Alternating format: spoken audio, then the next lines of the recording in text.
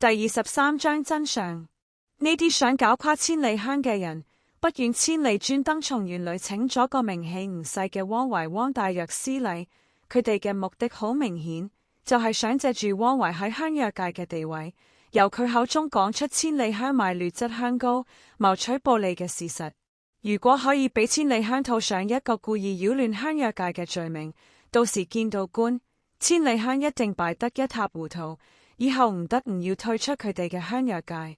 而其他香鋪一失去坐壓喺佢哋頭上嘅強大對手，佢哋就會好似雨後春筍咁順勢崛起，取代過往千里香嘅名號。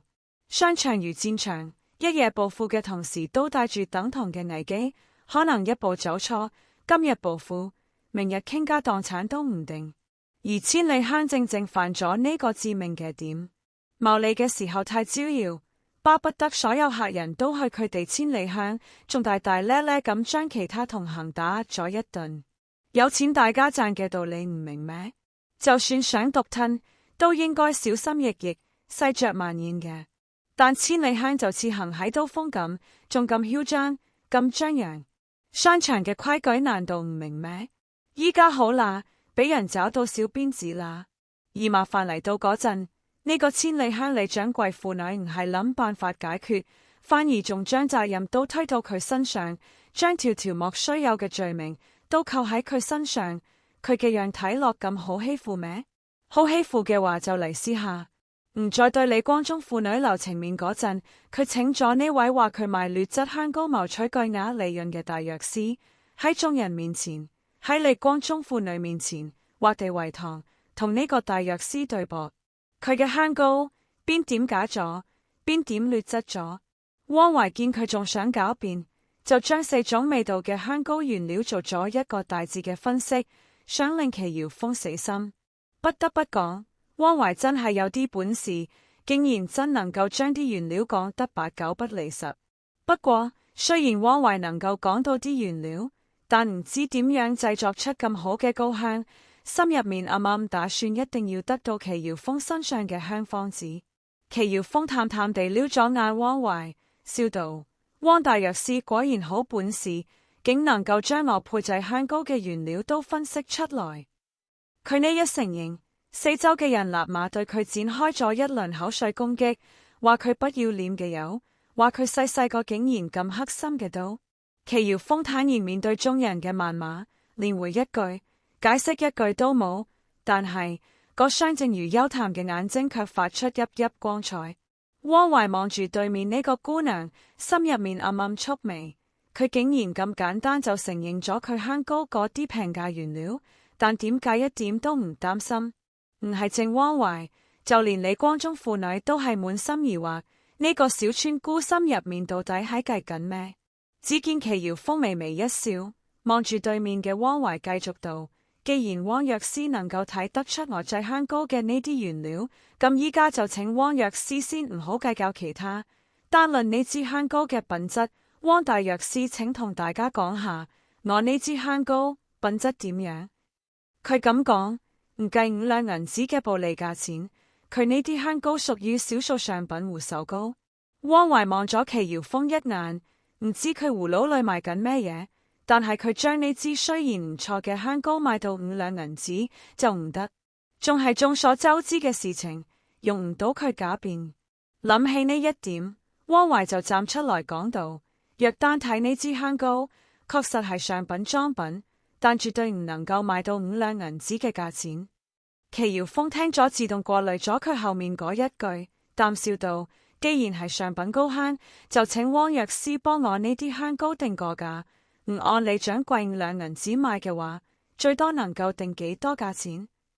聽到呢度，李光宗兩父女頓覺得唔好，父親同女兒對望一眼，李光宗立刻站出來阻止說：甄姑娘，你休要假辯，劣質香膏就係劣質香膏，你仲想講啲乜嘢妖言惑眾嘅嘢？祁堯峰心裏冷哼一聲，旋即朝李光宗微微一笑：李掌櫃，我只是想請汪藥師幫我呢支香膏定個價啫，就算係妖言惑眾啦。定係你驚緊啲乜嘢？難道你質疑汪藥師會做出唔公平嘅決定？祁耀峰朝李光宗父女兩人露出雪白閃爍嘅牙齒，今次知道怕了吧？先前差啲害我俾人捉去見官嗰陣，點解就唔知我會反擊呢？急屎急尿都跳牆啦，都唔好話我呢個活生生嘅人。呢個時候有位中年人站出來說：李掌櫃，而家係甄姑娘同汪藥師講嘢，你咁樣胡攪蠻纏，難道真係似甄姑娘所講？你係咪質疑汪藥師嘅公正？李光宗俾佢咁一倒，不由得怒道：趙掌櫃，你唔好血口噴人，我點會藐視汪藥師？被稱為趙掌櫃嘅中年男人嗤笑一聲，漫不經心地說：咁最好。祁耀峰望咗望呢個趙掌櫃，後者朝佢點頭示意友好，佢心裏一笑，亦回咗個笑容。呢啲人針對嘅唔係佢，係千里香。打擊佢冇用，而打擊千里香就係可以俾佢哋帶來意想不到嘅好處。小小嘅插曲一閃而過，其他人一聽見祁耀峰嘅話，就紛紛起哄，要求汪藥師報個價。人人都話乜嘢汪藥師金口一開，信譽絕對可靠之類嘅。雖然係拍馬屁，但不得不話千穿萬穿馬屁不穿。呢啲亞嘅說話對汪懷嚟講都幾受用。汪懷將胸膛挺起，擺出大師級嘅架勢，嗨嗨兩聲，再謙虛地講咗兩句承蒙大家看得起之類嘅說話。先講，依我嘅定價，呢支香膏2兩銀子一盒係最合適嘅價錢。但敢賣到5兩銀子，就係大大的干擾咗香藥界嘅秩序。佢望住祁耀峰昂起頭說，祁耀峰喺呢一刻笑了，真係笑咗，好好，真係好好。佢等咗咁耐，就係等呢一句說話。而嗰一邊，李掌櫃父女就係雙雙無力，如果唔係俾僕人扶住，而家已經癱咗喺度。祁耀峰笑得好開心。喺其他人疑惑嘅目光之下，將放在身上荷包入面嘅協議拿了出來，白紙黑字寫得清清楚楚。佢呢啲香膏賣俾千里香一盒1兩銀子，上面仲有佢同李光宗兩個人嘅指紋做證明，鐵證如山。有咁多證人，今次睇佢父女倆仲點樣陷害佢。祁耀峰將協議拿給咗剛剛站出來同李光宗理論嘅趙掌櫃，叫佢喺其他人面前朗讀上面寫嘅嘢。佢賣香膏1兩銀子一盒，而汪懷剛剛報出嚟嘅係2兩銀子，佢整整低價銷售咗1兩銀子。而家邊個敢指住佢話佢賣劣質香膏謀取暴利？邊個敢指住佢罵佢黑心？有膽嘅站出來，佢唔介意喺解決掉一個警校用。第24章落定，香膏嘅質素好，但成本低，唔夠賣到5兩銀子咁貴，物有所值，嚴重打亂咗香藥界嘅秩序，引起唔必要嘅商業動盪，搞到人人都驚驚震震。更令大家嬲嘅係，肇事者竟然仲想將責任推卸到無辜者身上。不過幸好有確鑿證據擺咗喺度，令佢無所遁形，否則真係怕佢逍遙法外。呢啲破壞秩序、企圖教禍他人嘅蛀蟲，點可以姑息？立即就俾大家帶去見官。最後，香藥界呢次混亂事件，亦隨着李光宗父子嘅伏法而告一段落。之前誤會祁耀峰謀取暴利嘅人，都因為嗰張合約書嘅白紙黑字，還咗佢清白，同佢道歉。真相大白，大家指指點點之後就散咗。就咁，10幾年歷史嘅千里香喺一日之內就喺香藥界除名。不出所料，千里香一倒，其他香鋪就好似雨後春筍咁迅速發展，蒸蒸日上。祁耀峰嘅香膏亦因為呢次誤會嘅澄清，喺香藥界打咗響名，令呢位年紀唔大嘅甄姑娘以一種震撼嘅姿態出現在大家眼前。因為好多人都唔會忘記千里香一開始係點樣狠毒地詆毀栽贓呢位姑娘，但最後千里香竟然喺呢位甄姑娘同汪大藥師寥寥幾句對話同嗰張薄薄嘅合約紙之下一擊即潰。講到呢件事，事後先意識到自己俾個細丫頭當槍使嘅汪大藥師氣得拍台發洩。但佢除咗生悶氣，仲可以點？祁耀峰有逼巴佢為自己作證。冇啊，都係佢自己受咗大家嘅好話，站出來做證，關祁堯峰咩事？冷靜咗嘅汪懷亦意識到呢一點，所以先因為自己俾個細丫頭算計而更加嬲。小廝獻計，建議汪懷去當面同個細丫頭講解，話佢一個鄉下丫頭一定唔敢同佢一個大藥師頂嘴。汪懷一怒之下就割咗小廝一巴，混賬東西，淨係出啲餿主意，要佢一個聲名顯赫嘅大藥師放下身段，去同一個13、14歲嘅黃毛丫頭理論自己俾佢耍咗嘅事。無論點，丟臉嘅都係佢自己。而且睇返個丫頭伶牙俐齒、處變不驚嘅性格，就知道佢唔係好嘢嘅。到時唔好捉到狐狸，反而惹一身騷。丟咗面子事小，壞咗名聲事大。小廝俾人罵得狗血淋頭，低頭不語。不過對於研製出如此高質素香膏嘅配方，汪懷好想得到，但祁堯峰唔好說話，鬼鬼祟祟嘅，明裏暗裏都話佢想要佢嘅配方係不可能嘅。為咗光明正大地得到佢嘅配方，無奈之下，汪懷邀請祁堯峰敢唔敢前來縣裏參加呢次香藥界嘅搵香大賽。講完，見祁堯峰仲係一副淡笑嘅樣子，油鹽不進，佢氣得臉色發青，哼咗一聲就拂袖而去。祁堯峰撩咗佢一眼，就將目光放在手上的貼紙，若有所思。呢時一個人走過嚟，向祁堯峰問好。佢抬頭一看，係個還算熟嘅人，就笑咗：趙掌櫃，找我係咪有事？趙掌櫃望住個姑娘嗰個漆黑嘅眼眸閃爍住光芒，心裏無奈地笑咗聲。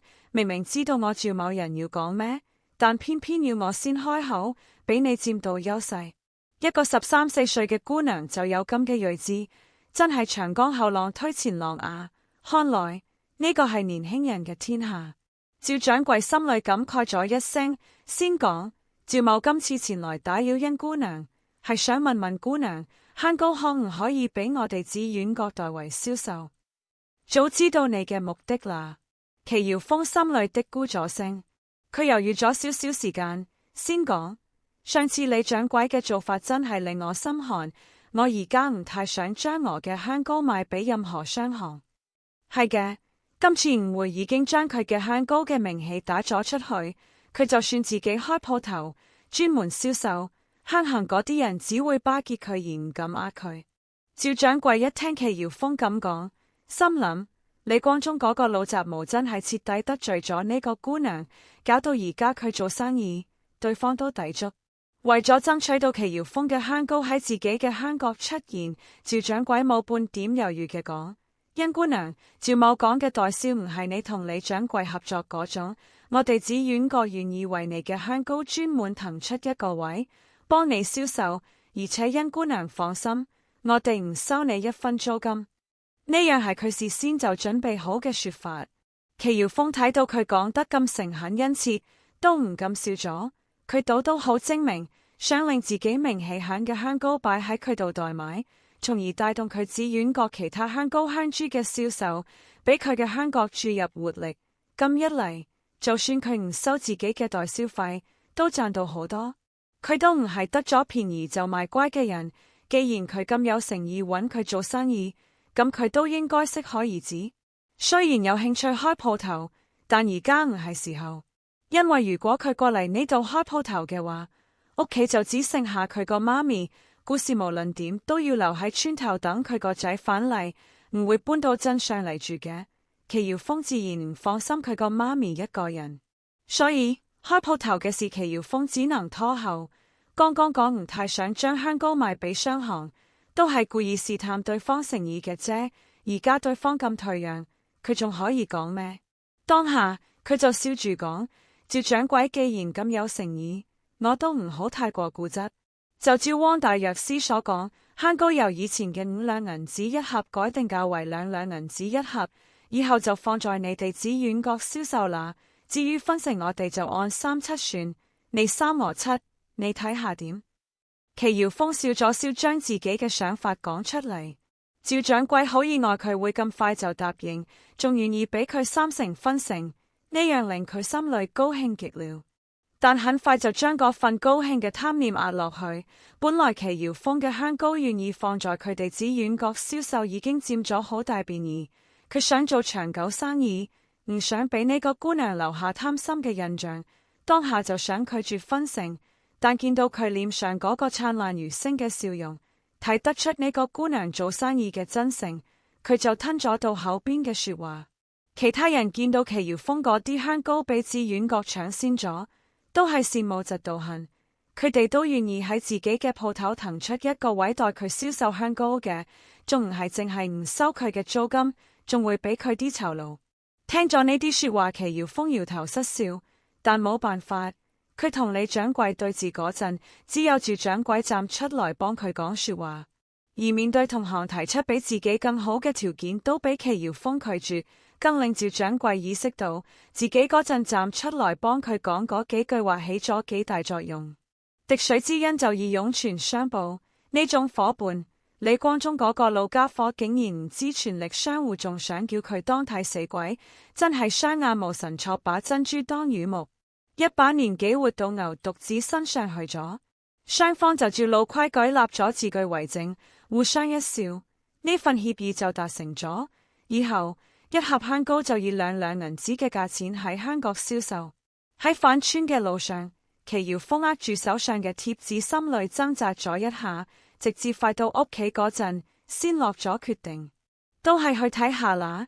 如果僥倖得第一，但係有1000兩紋銀做獎勵金額，就算得唔到第一，咁佢都冇乜蝕本嘅。